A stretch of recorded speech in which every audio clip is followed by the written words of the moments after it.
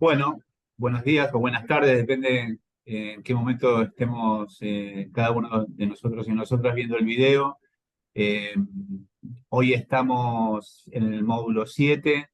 eh, en este caso estamos con el ingeniero agrónomo Hugo Eduardo Lamas, lo leo para no errar en nada, investigador del Instituto Nacional de Tecnología Agropecuaria de la Universidad Nacional de Jujuy, a quien conocemos, y acá con Roque Borda, el equipo de la dirección, a quien conocemos por un trabajo que ha realizado en la Puna Jujeña de cooperativización, digamos, de producción en la producción de lana de llama, ¿no?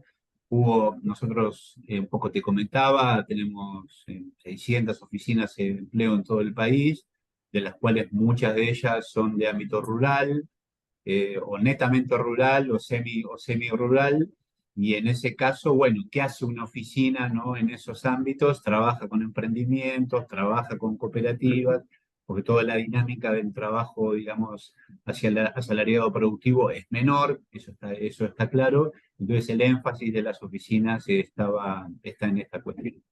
Entonces, bueno, nosotros sabemos que tuviste un trabajo arduo ahí en la formación de esas cooperativas, que hubo que armarlas, que no eran cooperativas que se formaron a raíz de programas, que a veces funcionan a raíz de programas de empleo, sino que hubo que armarlas, hubo que darle una dinámica.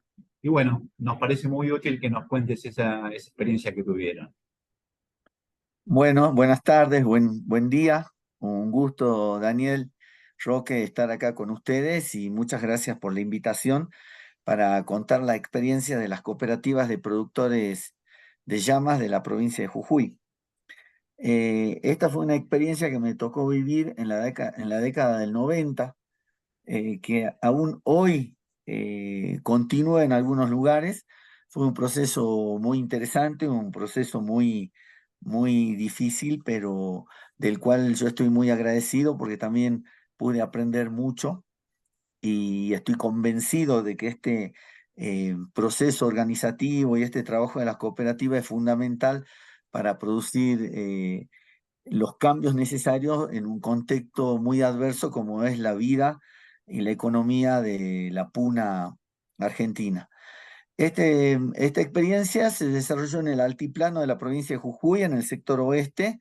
Eh, Como les decía, en la década del 90 es una zona muy importante en cuanto a producción de llama.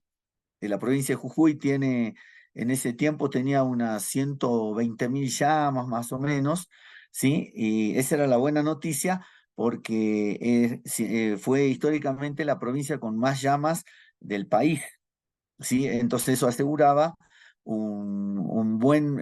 buenas condiciones para la comercialización de fibra y de carne y de cuero. Sin embargo, el problema es que esas 120.000 llamas estaban distribuidas en 30.000 kilómetros cuadrados. Eso automáticamente nos lleva, si hacemos las cuentas, a que hay una gran atomización de la producción, porque tenemos muchas llamas, pero distribuidas en una superficie inmensa. Entonces, ¿qué significaba eso? Que estábamos en una producción atomizada y eso genera la aparición de los intermediarios, de los mayoristas. Entonces teníamos, en ese momento habíamos hecho los estudios, teníamos muy buena fibra de llama, teníamos la condición natural de una muy buena fibra de llama, teníamos los animales, teníamos la gente quería trabajar y comercializar mejor su fibra, pero tenía usted el problema de que había un sistema administrado por los mayoristas, por los intermediarios, que hacía que la renta de todo eso quede en ellos, en estos comerciantes y no en la gente. Entonces me envían a trabajar al Perú. Tuve la suerte de trabajar en Puno, en la central de cooperativas alpaqueras Puno Limitada, la Secual, donde yo había ido a aprender a clasificar fibra de llama y ahí es donde vi el movimiento cooperativista y el trabajo conjunto de la gente. Y no sé, fue una serie de cosas que coincidieron porque cuando regresé a la Argentina, yo trabajaba en el sector oeste, en la cuenca del Río Grande de San Juan, la parte tal vez más dura de la Puna, todo el sector oeste que es bordeando la cordillera, que tiene un segmento de la Puna de Atacama con Catua, El Toro, Olaroz, y luego la cuenca Río Grande de San Juan, Cusicuti, Paicones, Ciénega, Lagunilla de Farallón, todas esas comunidades bien pegaditos a Chile y a Bolivia. Y ahí es donde conté lo que había visto en Perú, y la gente siempre había tenido el deseo de comercializar mejor, de que la fibra se reconozca por su calidad, y este tema de trabajar conjunto, que ellos ya lo tenían, porque vienen de una cultura de trabajo grupal, de compartir los sueños, los problemas, las soluciones, la cultura andina, y ahí se empezó a formar una idea que hoy perdura, que fue hacer un primer ejercicio comercial de reunir entre todos un lote de fibra de llama, trabajarlo, o sea, ya no venderlo, no era solo juntar la fibra que cada uno tenía, 20 kilos, 30, 40 kilos, era juntarlos, hacerle agregado de valor, que en la fibra se llama acondicionar, clasificar y tipificar, y bueno, y ver si eso podía funcionar. Y lo hicimos. Y empezamos, cada uno empezó a llevar en la comunidad de Custia, era el año 1995, empezaron a llevar 10 kilos, 15, 20, 30 kilos, el que más tenía, y llegó un momento que cuando hicimos el balance, teníamos 2000 kilos de fibra de llama, lo empezamos a trabajar y teníamos 2000 kilos de fibra de llama acondicionada, clasificada y tipificada, lo cual en plata era un valor muy importante. Entonces yo dije, bueno, ya está, lo hicimos. Y me dice, no, no, esto no está, porque usted nos dijo que esto lo teníamos que comercializar. Y ahí empecé a aprender también de todo esto, empecé a aprender del movimiento cooperativista, de la organización, del trabajo con la gente, de la cuestión social también, porque yo era un técnico, ingeniero agrónomo que trabajaba en Yamá, pero mucho del componente social no lo tenía, y de la cuestión comercial también tuve que empezar a aprender. Finalmente, con el apoyo de todos, y ahí estuvo el germen de este trabajo y de estas cooperativas que se formaron, con el apoyo de todos, logramos vender esa fibra. Entonces, cuando dijimos, bueno, cuando se dije, ya está, la gente dijo, no, esto estuvo muy bueno y esto tenemos que seguir, pero tenemos que seguir ya no esperando que vendamos, sino que consigamos un fondo de prefinanciamiento comercial y nos organicemos. Y ahí ha sido que tuvimos el apoyo del FIDA, del Fondo Internacional para el Desarrollo Agrícola, a través del programa regional Camellios, que ellos nos dieron dos créditos. Uno, para acceder a las primeras 100 tijeras de esquila, porque ni siquiera en esa zona había tijeras de esquila, sino que se trabajaba y se esquilaba con un vidrio, con una lata afilada, y ahí empezamos a incorporar la calidad en nuestro trabajo ya desde la esquila. Y el otro fondo fue para tener un fondo, el primer fondo de prefinanciamiento comercial, que ayudó a que iniciemos un segundo acopio y que iniciemos el proceso de organización ya formal en cooperativa. Fue así que se formó en el año 96 la primera cooperativa de productores llameros, que fue la cooperativa Río Grande de San Juan. Después este proceso se empezó a conocer, y en la Puna de Atacama, al sur, en la zona de Susques, colindando con Chile, se formó la cooperativa agroganadera Altiplano Catua Limitada. Luego se formó la cooperativa Altiplano El Toro Limitada, y teníamos tres grandes cooperativas que reunían toda su producción, y entre ellas se hicieron socias y empezaron a trabajar en forma conjunta. Entonces, de tener productores que no reunían más de por sí solos 20 o 30 kilos, el que más tenía 40 kilos, empezamos a comerciar fibra por calidad, en una cantidad de 10, 12 o 15 toneladas. Y eso fue un impulso muy grande, cambió mucho la realidad de ellos, empezaron a valorar muchas de las cosas que tenían, porque se estaba comercializando mucho mejor. esa fue la primera etapa de la cual después surgen otros desafíos, porque también estaba la cuestión de la comercialización del cuero, de la carne, de las artesanías, un proceso que Roque vivió en la zona de Catua, y en 5 años se formaron 3 cooperativas que fueron innovadoras porque iniciaron un trabajo que antes no se había hecho, que nunca se había hecho. Y esa zona empezó a tener un peso económico en el sector textil mucho más importante que, por ejemplo, que el que podía tener los pobladores de la puna húmeda, que es lo que más se conoce, que en Jujuy, Abrapampa, La Quiaca, todo ese. Hugo, estas comunidades que vos, para los que no conocen, más o menos de cuántas personas vivían en cada comunidad, más o menos, cuántas familias, las más grandes, Más las o más menos. chicas. Sí, más o menos. Cusicusi, que es un poblado grande, tiene, porque actualmente todavía tiene entre 350 y 400 pobladores, los poblados medianos a grandes, pero había poblados mucho más chicos, o caseríos de distritos que podían tener 50 pobladores o 100 pobladores, muy pocas familias, ubicados en una zona muy difícil, por eso borde de la cordillera. Estamos hablando que la cría y producción de camélidos se da en una zona entre 3.600 y 4.600 metros de altura, con un frío en invierno de 20 grados bajo cero, una amplitud térmica de hasta 45 o 50 grados, con muy pocas precipitaciones, o sea, condiciones muy adversas de producción y de comercialización. Y fue en este movimiento cooperativista, que la cuestión comercial se dio vuelta y fue una alternativa muy grande, ¿no? Muy importante. ¿Y cuál vos crees que ha sido digo, cuando en tu trabajo la principal dificultad o digamos, alguien que está, digamos, en muchos municipios, hay personas también que quieren, digamos, dar asistencia técnica para la formación de cooperativa, ¿qué les recomendarías de acuerdo a tu experiencia?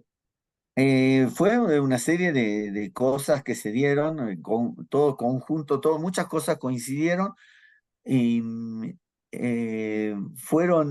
yo mismo aprendí mucho de ese proceso, pero lo principal, tal vez, yo tenía una formación técnica, como les decía hace rato, pero era toda una cuestión social, ¿sí? Y una cuestión de llegar y de lograr los acuerdos.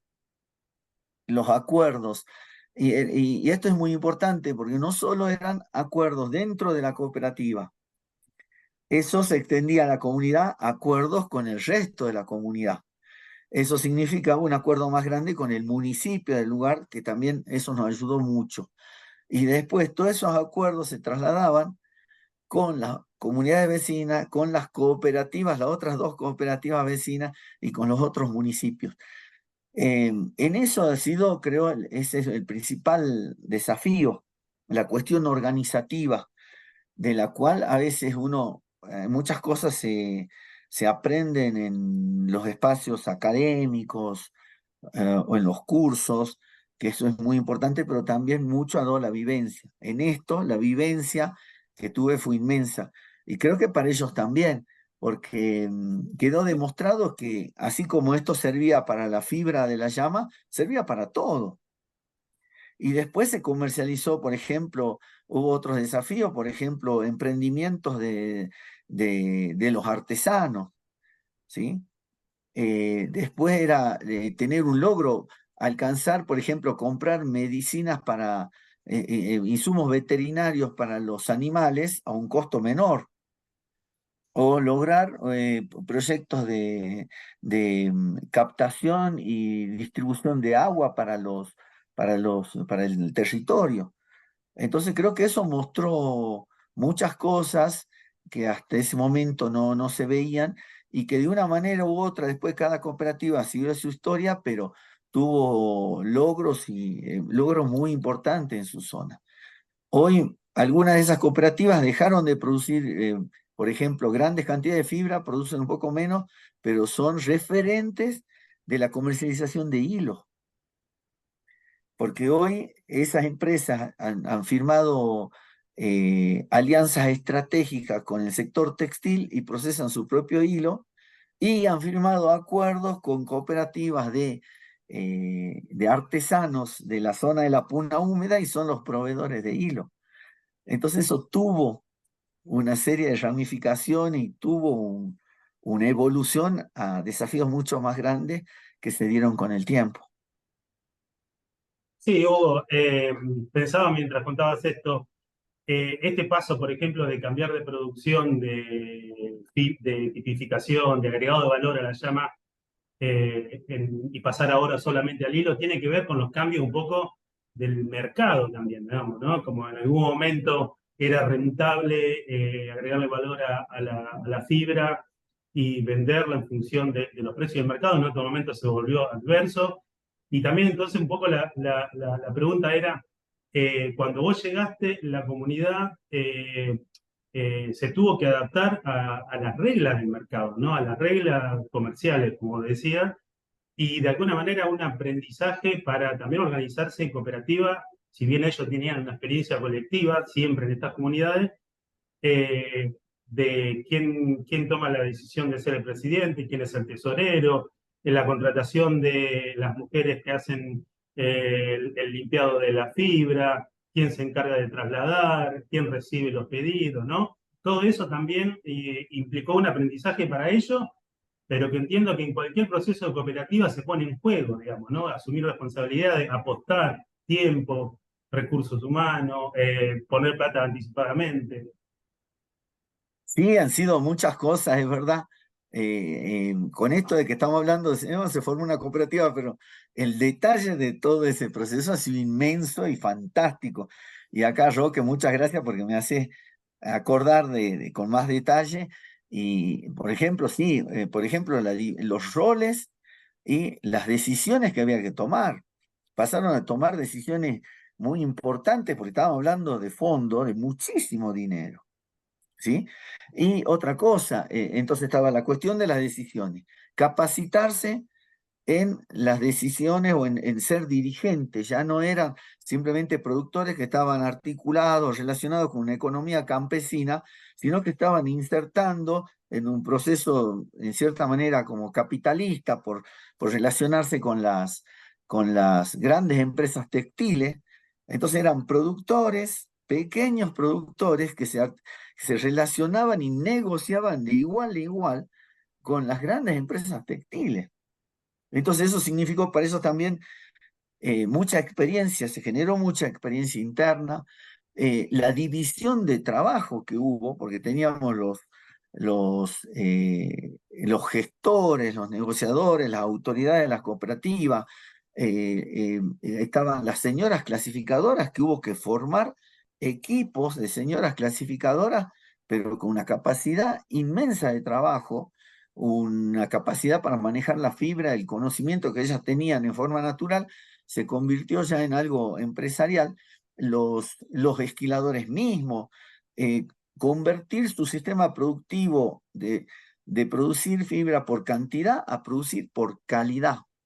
Entonces, todo eso significaba también los administrativos, los que llevaban los números de las cooperativas, las señoras fueron, pero una capacidad inmensa. Los jóvenes se sumaron a ese proceso y era todo un equipo de trabajo inmenso, inmenso que se multiplicaba por 3 y que a la vez tenía en turnos, ellos se organizaban entre las 3 cooperativas para que en forma rotativa las distintas autoridades vayan negociando la comercialización de la fibra. Eso también abrió una relación muy grande, por ejemplo, que eso también ha sido muy importante con las organizaciones campesinas de Bolivia. O sea que esto trascendió de las fronteras, que era todo el límite y el perímetro de la Puna de Jujuy, sino que nos relacionamos y nos hicimos socios con las empresas, con organizaciones muy importantes de Bolivia, como las ASCAS y las ARCAS, que eran las asociaciones zonales de creadores de camélidos y las asociaciones regionales de creadores de camélidos.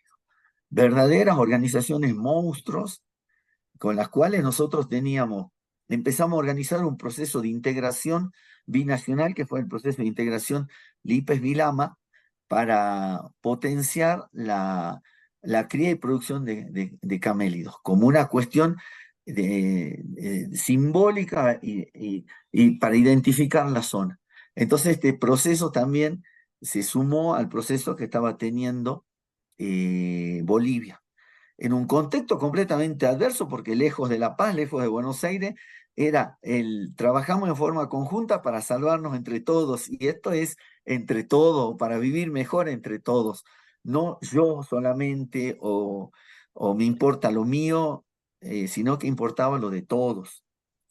Y esto no podría haber sido posible. Ahora para mí ya hay cosas que me han quedado como leyes, ¿sí? O como ya está comprobado, que para este desarrollo nosotros consideramos tres patas. Una era la asistencia técnica, era lo que uno había estudiado, lo que llevaba ahí, la propuesta de comercializar mejor la fibra, las artesanías. Segundo, un fondo de prefinanciamiento comercial. Pero todas esas dos cosas no hubieran servido de nada si no existía la organización. Y eso yo creo que es lo principal. Sin la organización y sin el trabajo conjunto, era imposible que ese proceso se diera. Y es imposible que hoy se produzcan cambios en el altiplano, porque las cuestiones geográficas no las vamos a cambiar. La atomización de la población, que hay 2.500 explotaciones dedicadas a la cría de llamas, siempre va a estar en 30.000 kilómetros cuadrados. Entonces siempre lo que se produzca va a ser una producción atomizada. ¿Cuál es la forma de romper eso? No voy a cambiar ni la geografía, ni voy a sacar una población, no voy a traer otra. No, es simplemente que se organicen y que todo se trabaje como un todo, que toda la fibra de Jujuy se trabaje igual, las organizaciones existan. Y también, si no existieran estas cooperativas, ¿cómo nos vamos a articular y vamos a dar cumplimiento a las exigencias, por ejemplo, administrativas de la FIP, del sistema contable del Estado? ¿Sí? Entonces ahí también, esto también es importante, la cooperativa era la que facturaba. Entonces ellos, cada uno llegó a los mercados principales. Había que vender carne, listo, la cooperativa facturaba. Entonces no era necesario que ellos estén inscriptos, no era necesario todo el trabajo extracomunitario, sino que la misma cooperativa era la contención para muchas cosas. Y, me parece como muy importante esta cuestión donde, más allá de, digamos, porque indudablemente el núcleo es la organización de las personas que viven y producen, pero bueno, una participación exterior, por llamarlo de alguna manera, del Estado, quizá vos te desempeñabas en algún organismo en ese momento, pero desde ese punto lo vemos nosotros, ¿no? Como un municipio, como una oficina de empleo puede estar de alguna manera tratando, colaborando con esos procesos que son sociales y en parte autónomos, pero colaborando, ¿no? Y que evidentemente necesitan alguna asistencia técnica permanente, no es que uno lo pone a funcionar y ya después para siempre funciona aceitado y solo, ¿no? Funciona, pero digo, la necesidad de estar permanentemente viendo cuáles son los cambios en esa organización que se dio, hacia dónde va y ayudando a proyectar un poquito, digamos. Parece que esa es nuestra función, ¿no? Sí, sí, no, eso por supuesto que sí. En esto ha sido muy importante el rol del Estado en la figura, por ejemplo, de los municipios, de las comisiones municipales. En esto eh, ellos apoyaron muchísimo el componente de capacitación, porque está el componente de la organización y el componente de la capacitación que articulábamos con los municipios o con las instituciones del Estado, las Claro. instituciones que estaban en la investigación y el desarrollo. Hoy, después de muchos años, bueno, hoy me toca hablar desde la Universidad Nacional de Jujuy o desde el Instituto Nacional de Tecnología Agropecuaria. Ya tengo otras responsabilidades, pero he seguido viviendo procesos organizativos, procesos cooperativistas ya en otros espacios y con la experiencia que gané en ese tiempo. Y todo esto, como decías, ha sido un componente de conocimientos que se sumó a la población local, que ha sido también como un catalizador, un detonante, ¿sí? Un iniciador de ciertos procesos que después, por supuesto, van teniendo la dinámica o se van acomodando según los tiempos, las condiciones. Por eso esto que comenzamos como cooperativas que comercializaban solamente fibra de llama, después se convirtieron en muchas cosas. Y hoy hay emprendimientos artesanales súper importantes que tienen el perfil cooperativista, en la cual también el Estado encuentra el espacio para apoyar, porque a veces uno mismo como Estado no sabe cómo canalizar los recursos que uno tiene, ¿no? Y en estas organizaciones uno encuentra ese espacio. Eh, sí, yo también señalar, digamos, a toda esa experiencia que vos contabas, después un poquito más tarde se suma acá ahora que nuestro compañero Roque, y siempre me pareció virtuosa esa combinación entre un ingeniero y un sociólogo, digamos, Sí. y después Roque, vos participaste un poco después en toda la parte, digamos, de tejido, ¿no? Como, Exacto. Sí, bueno, yo conocí un poco la experiencia de la cooperativa. Allá por el 2001, 2002, me fui sumando voluntariamente al proceso, aportando de lo que podíamos. Y finalmente vimos en Catua, 2007-2008, trabajado anteriormente, la posibilidad de llevar adelante un proceso de capacitación de artesanía en telares con 20 mujeres de la comunidad. eh, y ahí tiene valor esto que decíamos de cuánto apoya el municipio, cuánto interviene el Estado. Ese fue un proceso donde se consiguieron fondos en ese momento de desarrollo social para comprar los insumos que eran telares semi-industriales. En la comunidad se venía moviendo con telares antiguos, haciendo el hilado también con las herramientas que decía Hugo. Eh, y ahí básicamente entramos a trabajar en 4 procesos. En la organización, duraron 8 meses la capacitación, esquila, el trabajo con la fibra, bueno, la tipificación, el teñido, el uso de los telares, la terminación de la prenda y la comercialización, ¿sí? Eh, Eso fue una experiencia como muy rica. ¿Qué es lo importante? O sea, el saber estaba en la comunidad, el recurso humano estaba, el producto estaba, ¿no? Eh, yo pondría, por ahí rescato un poco en función de esto que estamos hablando, del organizativo, es eh, las comunidades tienen 2 o 3, dadas las situaciones geográficas, sociales, climáticas, normalmente tienen 3 o 4 formas de ganarse la vida. Uno de sus recursos es la llama, la minería por otro lado, el empleo público que no es mucho, y algunas otras cosas que se van a llevar, la quinoa, etcétera, etcétera. Ahora, eh, lo importante por ahí fue cómo 20 mujeres deciden poner parte de su tiempo para llevar adelante un proceso de aprendizaje y cooperativización. Eh, por ahí lo que aprovechaba un poco para ahora que estamos acá, después de tantos años que hemos trabajado en esa experiencia, es, yo creo que aprendimos en estos procesos, se llevó todo el proceso de capacitación, terminamos con emprendimientos en ferias, con prendas como muy reconocidas a nivel de lo que es el producto textil. Y después, obviamente, hay otro proceso que me parece que hoy cualquier cooperativa tiene dificultades, que tiene que ver con esto de los cambios en la forma de producir en cantidad en relación a la demanda del mercado, ¿no? Los procesos de comercialización, como decía Hugo, aprender todos y todas a que todos los componentes funcionen, una la producción, otra la capacitación, y después, bueno, cómo se organiza, cómo se vende, cómo se comercializa, cómo se entrega. Y ahí me parece que es importante nuevamente, por ahí lo decía vos, Dani, con respecto a qué aporta el Estado, qué podría aportar el municipio, qué podrían aportar las oficinas de empleo, las personas que asesoran, que orientan, más allá de reconocer a que hay un valor para producir, que hay un saber, tiene que ver un poco con todo lo que nosotros a través de la información podemos proveer, digamos, ¿no?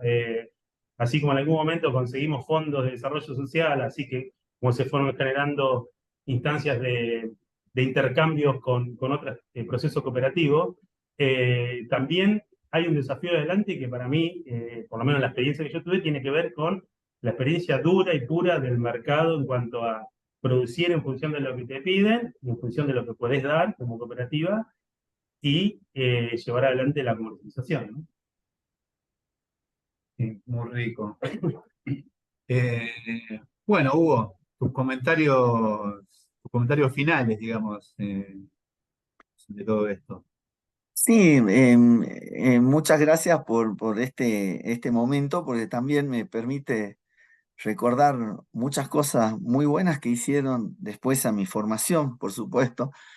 Y esto que también decía, conocer una persona en este proceso, personas muy, muy buenas y muy lindas. En este caso, comparto con Roque el espacio, hemos compartido años y lo que decías, ¿no? También porque una veces tiene una formación técnica, y uno cree que está preparado para ciertas cosas.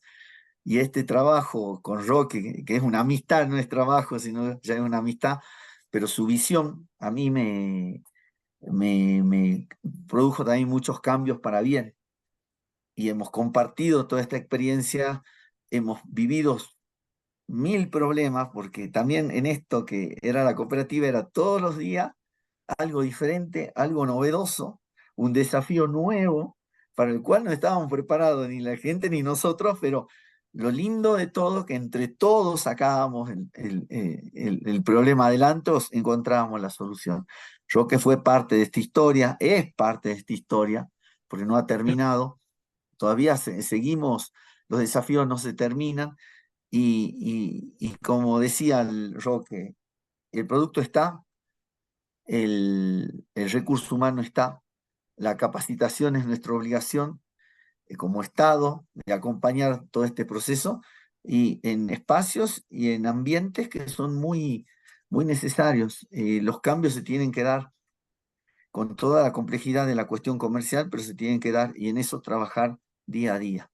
Yo muy agradecido de poder contar mi historia, Dani, Roque, siempre dispuesto a poder apoyar a ustedes, a vuestro trabajo y a toda la población y a los grupos de emprendedores, ¿no?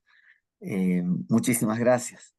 Bueno, no, muchas gracias a vos, Hugo y Roque. Y bueno, saludamos a todos los que están viendo este video. Gracias.